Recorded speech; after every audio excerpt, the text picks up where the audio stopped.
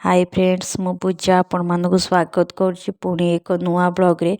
तो फोटोज देखिए आपण माने निश्चित भाव में जापे कि मु प्रभु श्री रामलाला विषय आपण सहित किसी सेयार करने चाहूँगी।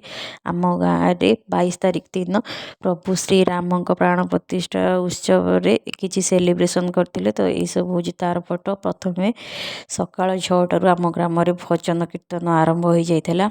समस्त ग्राम देवती पाखे आसी जमा हो सब लोक मैंने प्रभु श्रीराम नाम भजन कीर्तन आरंभ करते। तो यापर समस्ते पूरापूरी भजन कीर्तन सारिबा परे ग्रामर परिक्रमा अभिमुखे बाहरी पड़ते। देखु कि छोट पिला माने मध्य यही उत्सव सामिल होती। छोट बड़ समस्ते मिसी साहाय्य सहयोग समस्ते देइछन्ति। तो यही सहयोग आमे खूब आनंद भाव प्रभु श्रीरामंकर प्राण प्रतिष्ठा उत्सव को पालन करूँ। तो ये देखो आम गाँ परिक्रमा बर्तमान आरंभ हो जाए। गाँव खुड़ी सब लेडीज लोक मैंने ये लुगा पारी सुंदर सुंदर झोटी आंकी झील बोह मैंने। तो प्रभु श्रीराम को स्वागत करने स्वागत अभिमुखे समस्ते लगी पड़ी। तो पूजा अर्चना खूब जोरसोर चली।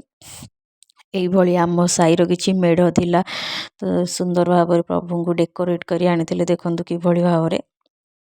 तो आम गाँ मझे श्रीरामंकर गोटे सुंदर पताका लगी। ये देखु तार फोटोसटा। तापर पुणी से माने संध्या बेले आम ग्राम भजन कीर्तन पुणी थे आरंभ कले। तो देखु डीजे लगे समस्ते प्रभु श्रीराम का भजन रे झूमी जाते। गाँ परिक्रमा कराइले। तो गाँ परिक्रमा करापर एक छोट भोजीर आयोजन होता। जार फोटो आपण सहित सेयार कर पारुनी से सॉरी। तो भिडियोटी केमती लगे जदि भल लगी थाए लाइक शेयर आउ कमेंट करेंगे। नुआ देखुले फास्ट टाइम मो चैनल को सब्सक्राइब करेंगे। रोजी टाटा बाय।